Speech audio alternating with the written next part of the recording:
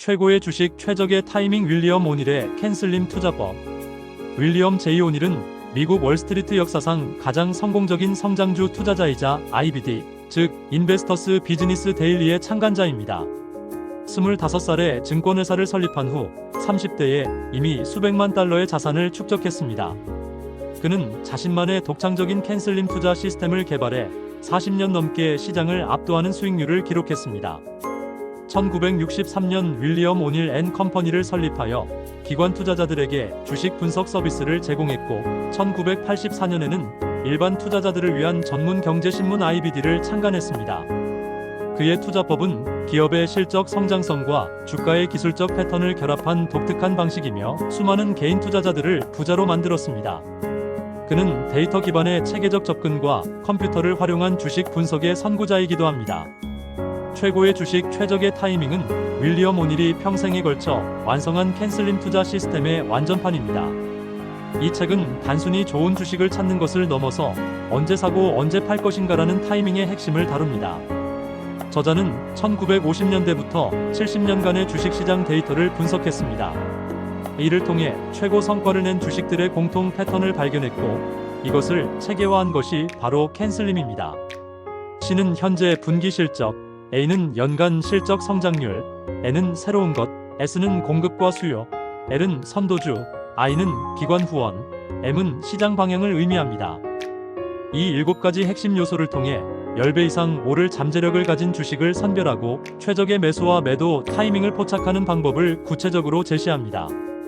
이론이 아닌 실전에서 검증된 투자 기법으로 개인 투자자도 전문가 수준의 투자 성과를 거둘 수 있도록 안내하는 실용적 투자 지침서입니다.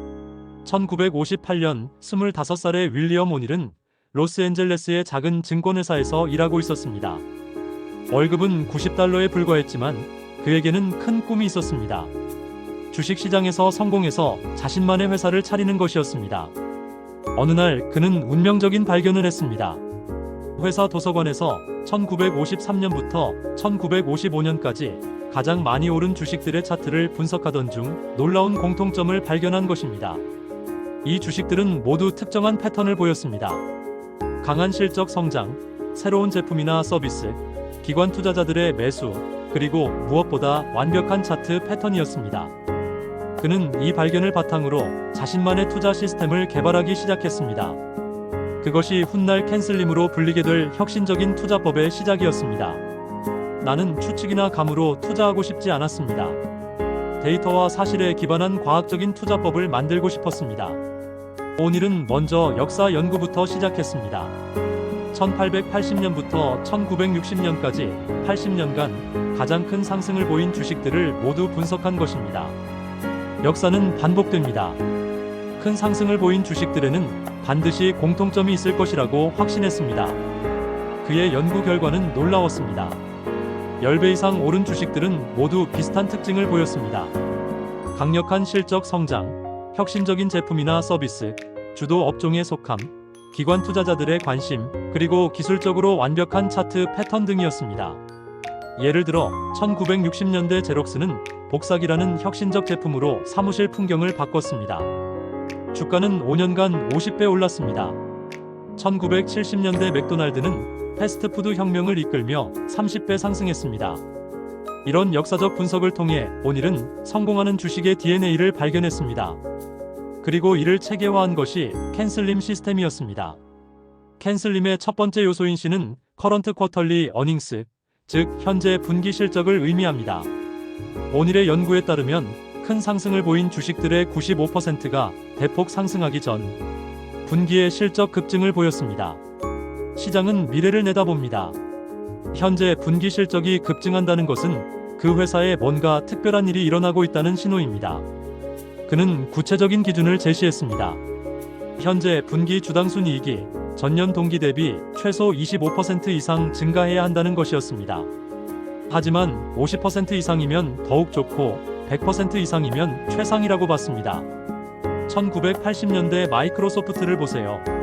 PC 혁명의 초기에 분기마다 실적이 100에서 200%씩 증가했습니다. 그때 매수한 투자자들은 엄청난 수익을 올렸습니다. 오닐은 단순한 실적 증가뿐만 아니라 가속 성장을 중요시했습니다. 실적 증가율이 점점 빨라지는 기업이 진짜 승자라는 것이었습니다. 두 번째 요소인 A는 애뉴얼 어닝스 그로스, 즉 연간 실적 성장률입니다. 오닐은 과거 3년간 연평균 실적 증가율이 25% 이상인 기업만 투자 대상으로 봤습니다. 한 분기 좋은 실적은 우연일 수 있습니다. 하지만 3년 연속 높은 성장률을 보인다면 그것은 진짜 성장 기업의 증거입니다. 그는 실적의 질도 중요시했습니다. 단순히 인수합병이나 회계 조작으로 만든 성장이 아니라 본업에서 나오는 진짜 성장이어야 한다는 것이었습니다. 1990년대 홈디포를 분석해보면 매년 25에서 30%씩 꾸준히 성장했습니다. 이는 미국 교외 주택 붐과 DIY 문화 확산이라는 메가트렌드를 탔기 때문입니다. 오닐은 또한 ROE, 즉 자기자본 수익률도 중요하게 봤습니다. ROE가 17% 이상인 기업들이 지속적인 고성장을 할 가능성이 높다고 분석했습니다. 세 번째 요소에는 뉴 프로덕츠, 뉴 매니지먼트, 뉴 하이스를 의미합니다. 오닐의 연구에 따르면 큰 상승을 보인 주식들의 95%가 혁신적인 새로운 요소를 가지고 있었습니다. 새로운 제품, 새로운 서비스, 새로운 경영진, 새로운 산업 환경 등이 주가 상승의 촉매 역할을 합니다. 그리고 가장 중요한 것은 신고가입니다. 오닐은 특히 신고가 돌파의 중요성을 강조했습니다. 많은 투자자들이 신고가를 무서워하지만 실제로는 더 큰 상승의 시작점이라는 것이었습니다.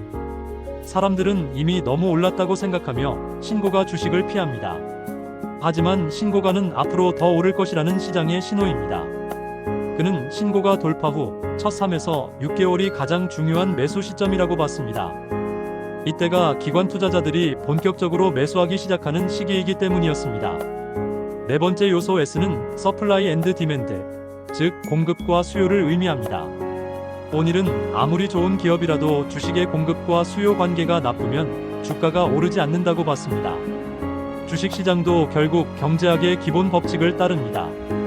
공급보다 수요가 많으면 가격이 오르고 그 반대면 내립니다. 그는 수요 측면에서 기관 투자자들의 매수를 중요시했습니다. 펀드, 연기금, 보험회사 등 큰 손들이 매수해야 주가가 크게 오를 수 있다는 것이었습니다. 공급 측면에서는 유통 주식수를 주의 깊게 봤습니다. 유통 주식수가 적을수록 좋고 자사주 매입으로 공급을 줄이는 기업을 선호했습니다. 1980년대 월마트의 경우 지속적인 자사주 매입으로 유통 주식수를 줄였습니다. 동시에 기관 투자자들의 매수가 이어지면서 10년간 30배 상승했습니다.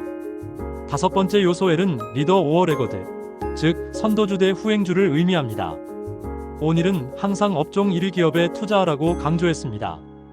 불마켓에서는 선도주가 가장 먼저, 가장 많이 오릅니다. 후행주는 선도주가 다 오른 후에야 조금 따라갑니다. 그는 선도주를 판별하는 기준을 제시했습니다. 해당 업종에서 매출 1위, 기술력 1위, 브랜드 파워 1위 등이 그것이었습니다. 1990년대 인터넷 붐 때 아마존과 야후가 선도주였습니다. 수많은 인터넷 기업들이 있었지만 결국 살아남은 것은 선도주들이었습니다. 오닐은 또한 렐러티브 스트렝스, 즉 상대 강도 지수라는 독자적인 지표를 개발했습니다. 이는 개별 주식이 전체 시장 대비 얼마나 강한 모습을 보이는지 측정하는 지표였습니다. 여섯 번째 요소 I는 인스티튜셔널 스폰서십, 즉 기관 투자자 후원입니다. 오닐은 큰 상승을 위해서는 반드시 기관 투자자들의 매수가 필요하다고 봤습니다. 개인 투자자만으로는 주가를 크게 움직일 수 없습니다. 펀드 매니저들이 수십억, 수백억씩 매수해야 진짜 큰 상승이 가능합니다.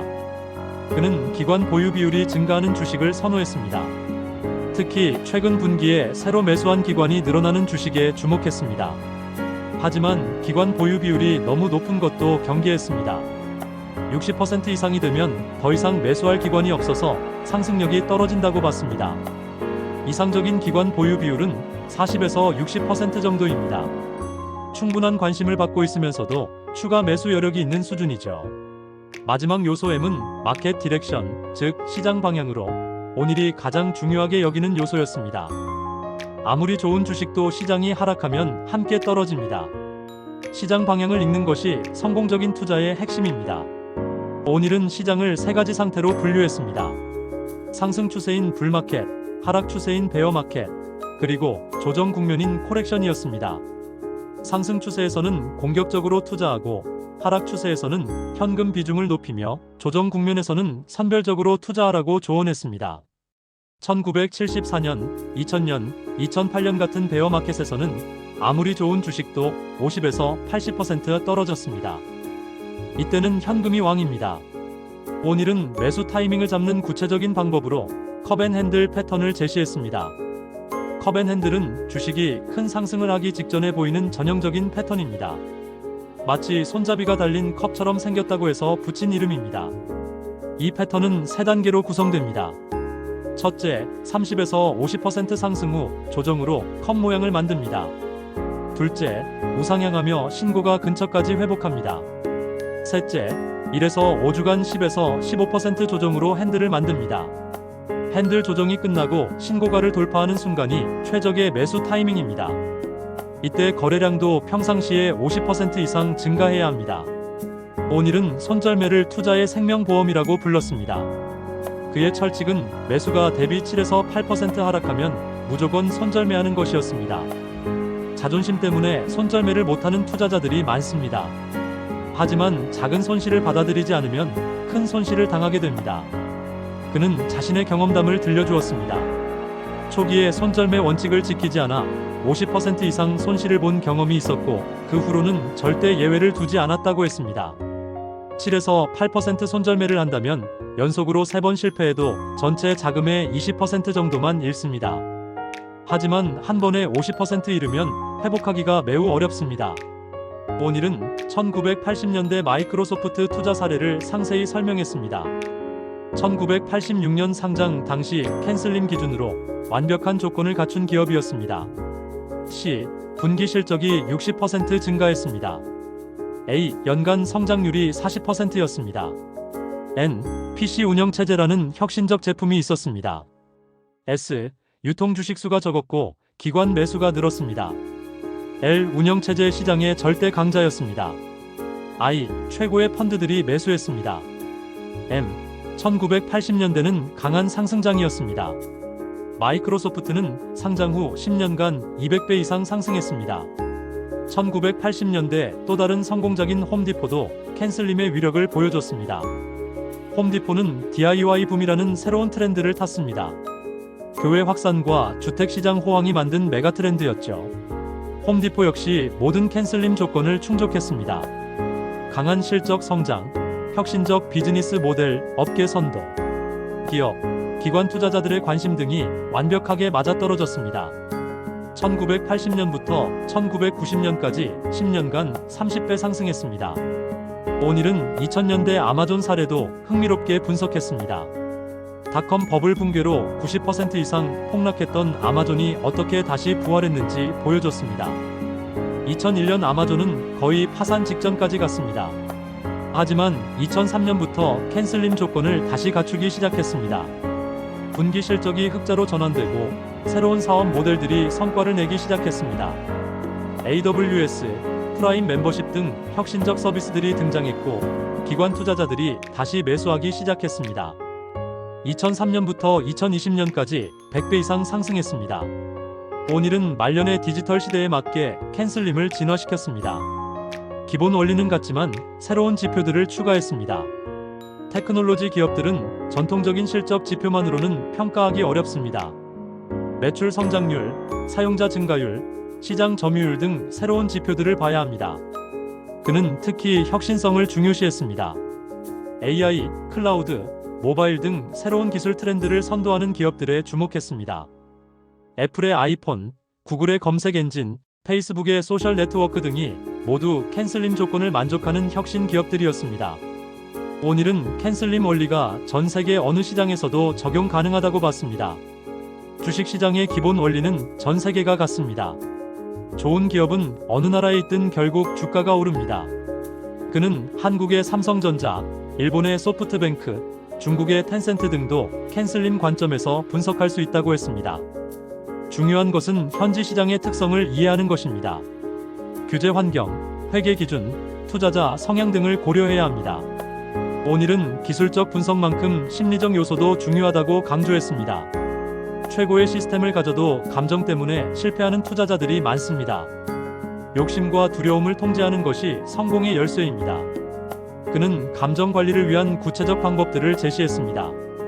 투자 일지 작성, 손절매 기준 준수, 분산 투자 등입니다. 매매할 때마다 그 이유를 기록해 두세요.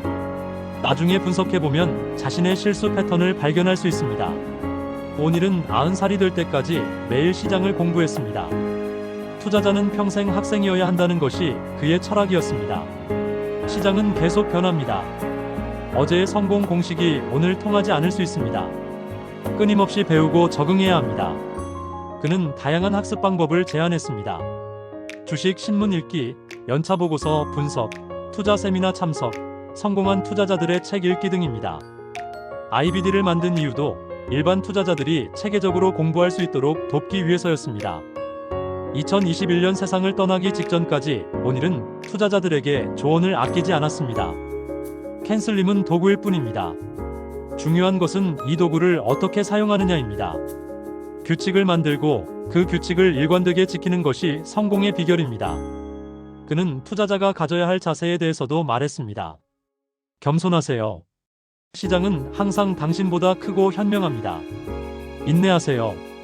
큰 수익은 하루아침에 오지 않습니다. 용기를 가지세요.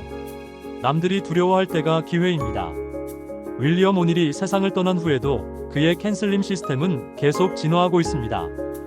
IBD는 여전히 발행되고 있고 수많은 투자자들이 그의 방법론을 사용하고 있습니다. 오닐의 가장 큰 유산은 투자를 과학으로 만든 것입니다. 감이나 추측이 아니라 데이터와 사실에 기반한 체계적 접근을 가능하게 했습니다. 현재도 애플, 테슬라, 본 콘텐츠는 일반적인 투자 정보이며 전문적인 금융 조언이나 컨설팅을 대체할 수 없습니다.